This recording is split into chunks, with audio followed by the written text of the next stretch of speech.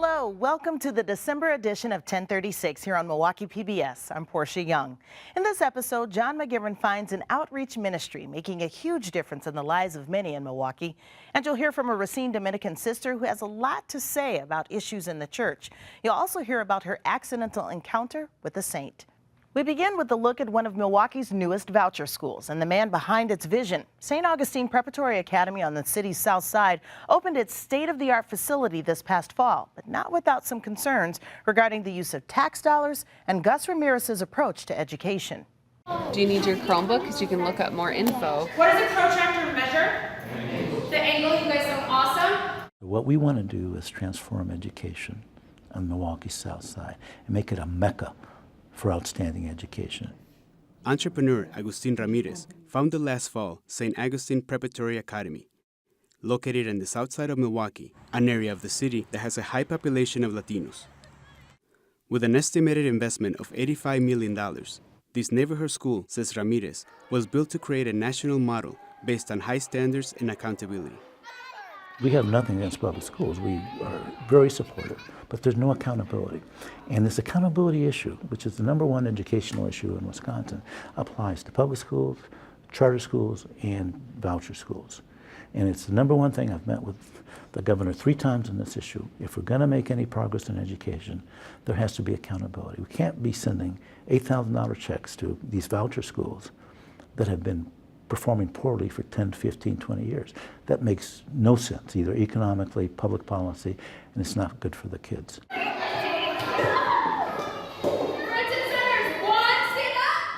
It's a private school that is qualified to receive public assistance in the form of what we call the voucher. The voucher is the public subsidy funded by taxpayers that funds the education of students to attend private schools. These schools exist in Milwaukee and Wisconsin, but there are a number of voucher programs in other cities and states around the country as well. One concern about the creation of voucher schools is regarding democracy.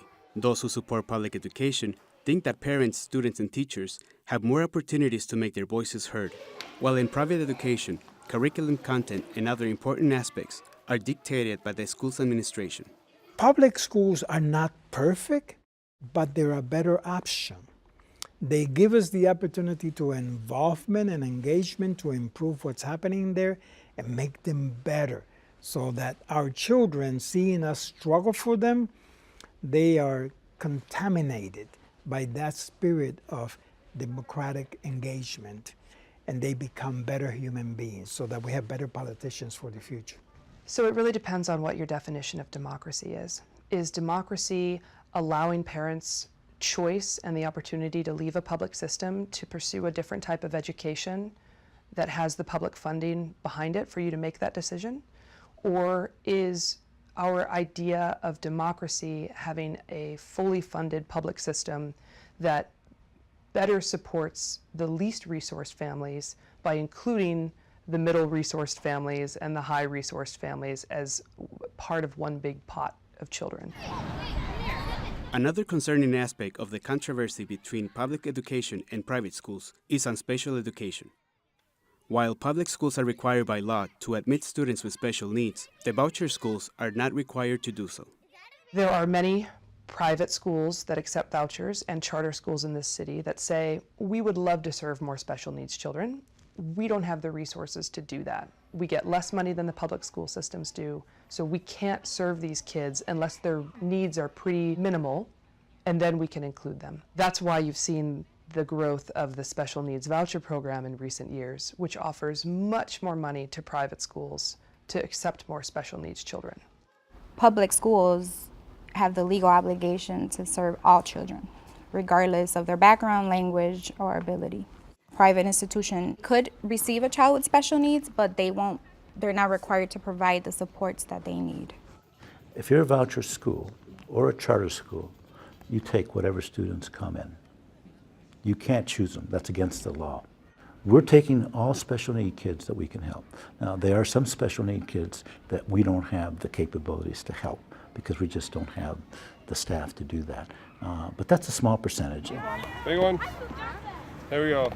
One of the worries that school vouchers impose is that teachers can be fired with no opportunities to appeal in the private system, having more chances to have justice in public schools.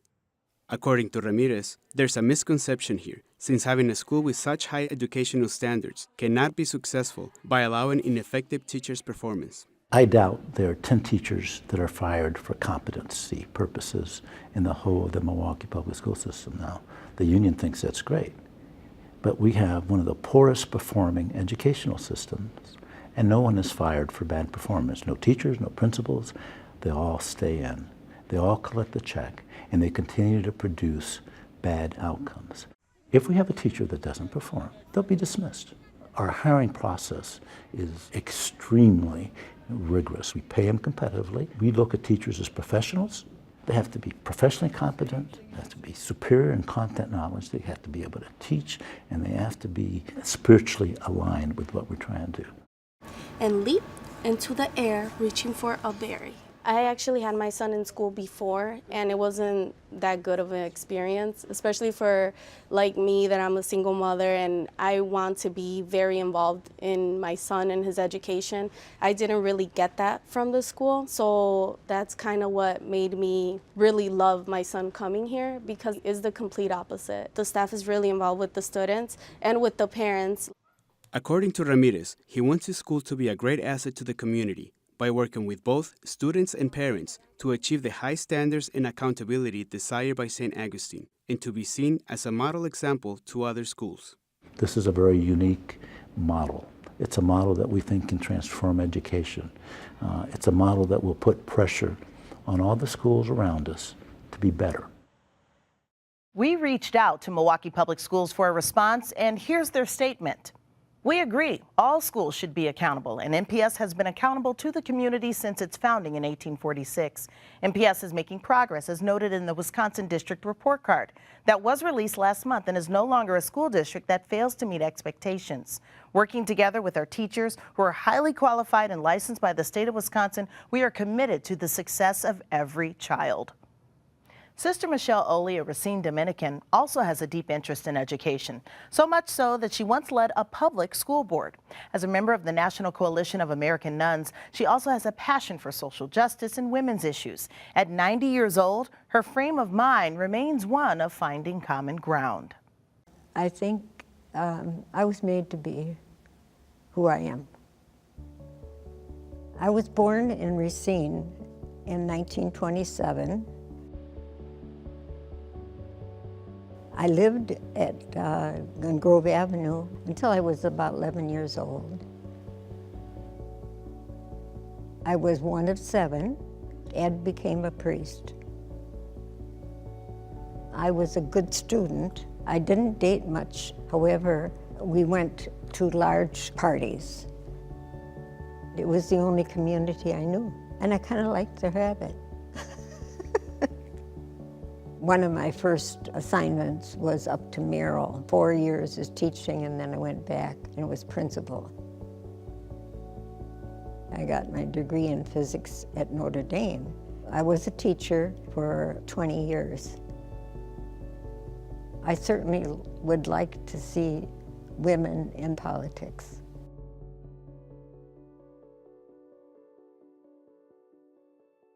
I'm interested in education wherever it's happening. And I said, the public school is a very key part for the good of the community. So I said that I'm ready to do my best and help them be the best. We had 3 strikes while I was there, 2 of which I was president. And I learned a lot by it. The first one was settled within 10 days, and the other one was a little longer, but the third one was 50 days. It was terrible for the community, and it was terrible for the board. When we actually implemented it, it was the most peaceful desegregation in the country. And they said it over and over. One of the rules we said at that time, we don't want the police around. And then we said, but if we need you, we will call you. We voted that we would do this, but we wouldn't do it for 2 years because we should get the people ready. And that's what we did. We had so many meetings in services and whatnot that was wonderful. We've got to learn to live in a society where we can deal with all color and languages.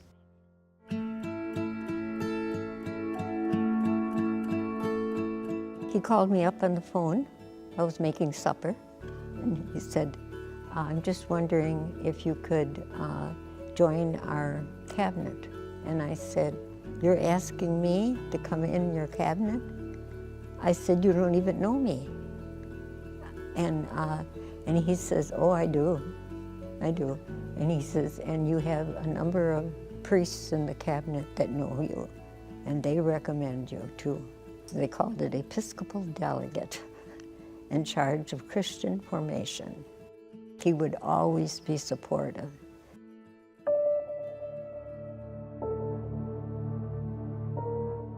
I think the couple should make the decision. The Catholic Church has said the highest authority is your conscience. The two people have to make their own decision.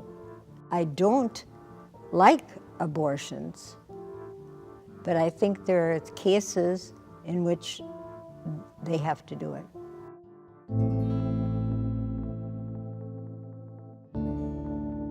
We found out things that were before anything came out.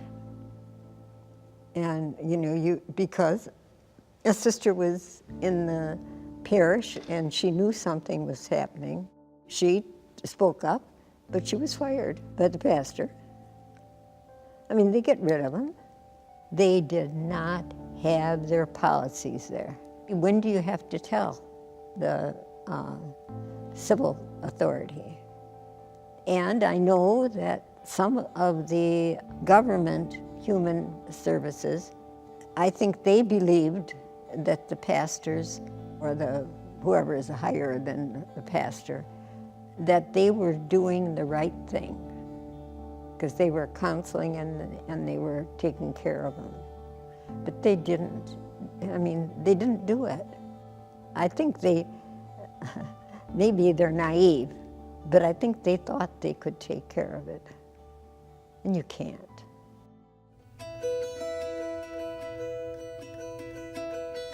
I think it could happen, but I think they could not just say women, married people. I don't want to be a priest, but I never did, because it's just too much work. I mean, it's you're put on a pedestal. Right now, we're dying out. There's some change has to happen. I think about 20 years ago, some of us were saying we should really have a community that has temporary vows. Parents want the children they have to have children. And right now, I think there's so many opportunities for women. My class, on our 25th anniversary of our vows, we went to Ohio to this interfaith conference. And Mother Therese was one of the featured speakers. And my friend and I were helping set up. And she walks in just as nonchalant, And we both of us, opened our mouths and could hardly believe she's with us. So we went over and it was just all soft talk, She was amazing. She spoke so simply. We listened to her, and I think she brought out her theology of saying to help the poor and all her things that she did. It was just wonderful.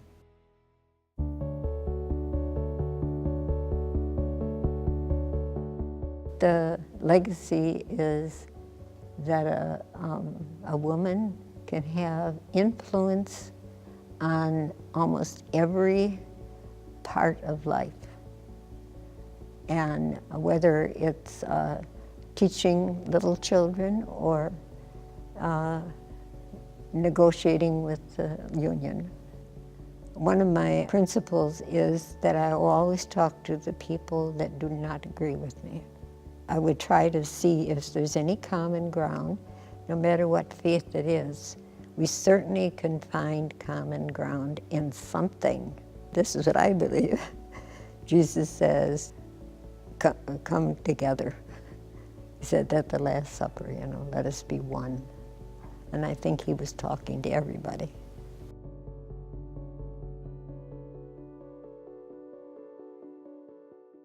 During the season of giving, it's important to remember the people in our community who give their time to help those in need.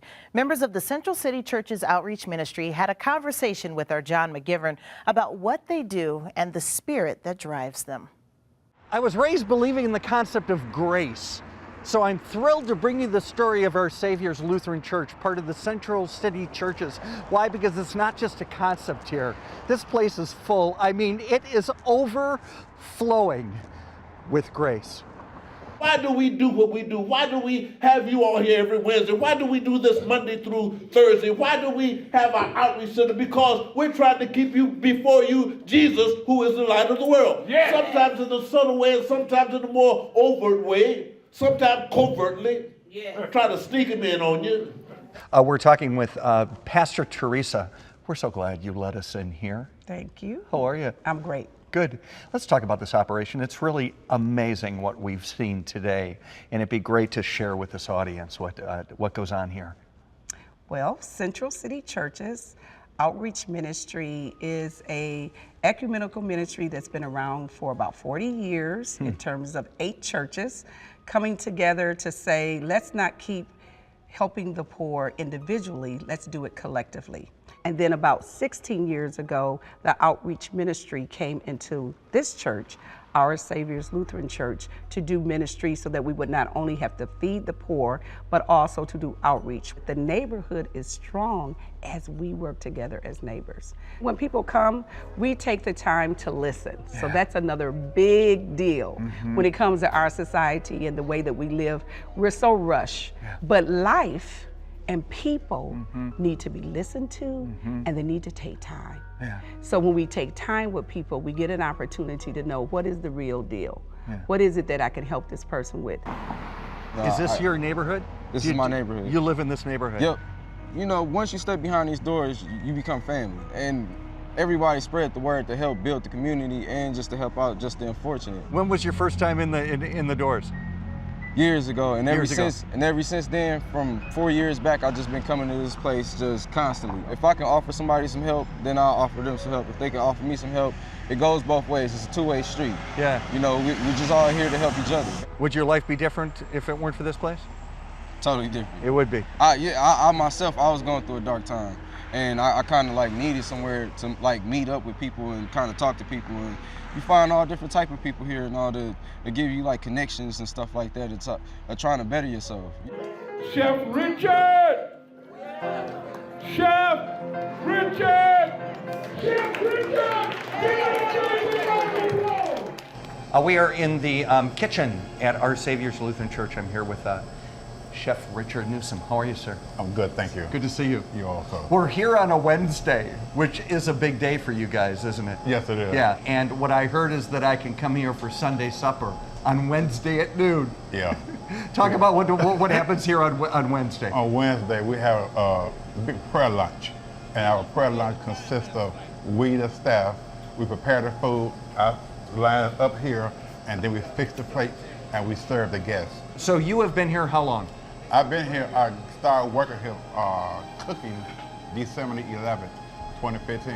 2015. Can I tell you what I heard about you? Yeah. I heard that you volunteered here before you started working here. I volunteered for 21 years. Why is what you do important to this neighborhood and to this community? Well, it feeds the spirit, the soul of a lot of peoples, and they can come here not knowing what they just come to get a pantry bag, but they can get their soul fed as well through God. You know, we talk to them, the pastor talk to them, and they sit down, sometimes they have prayer, and they're not knowing all this is possible here until they come here.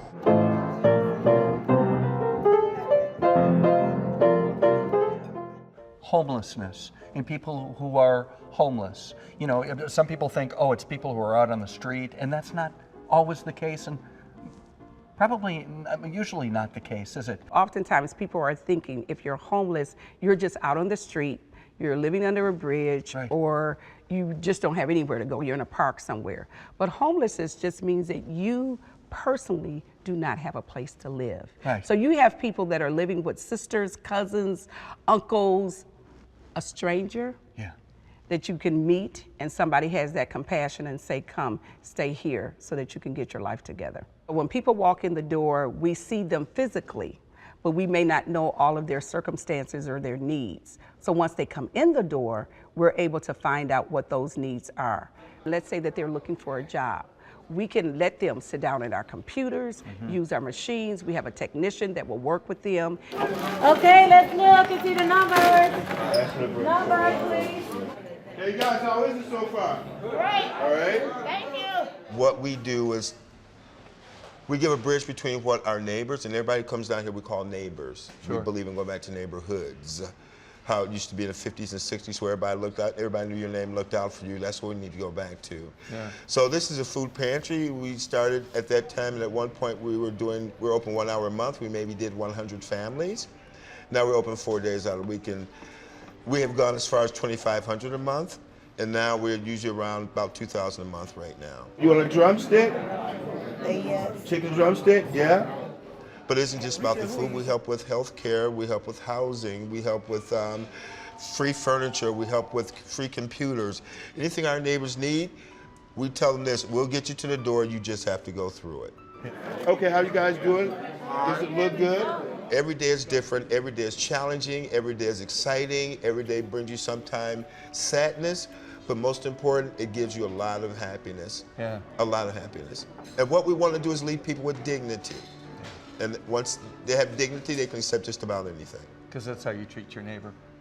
Yes.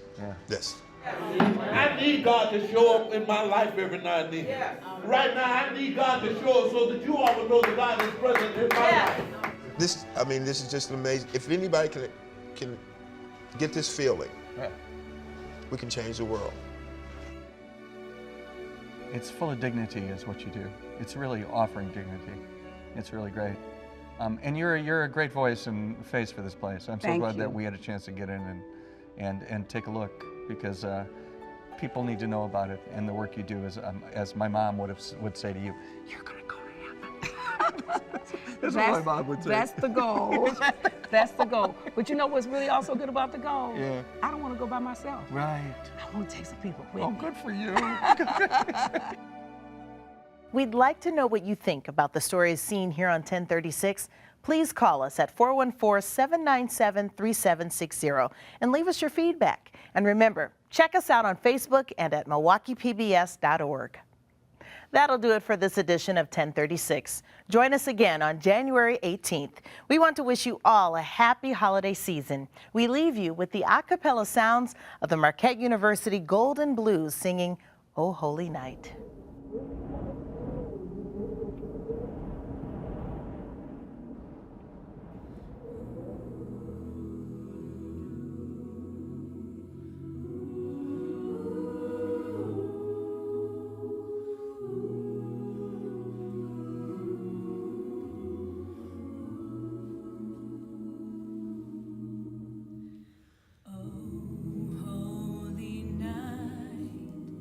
The stars are bright.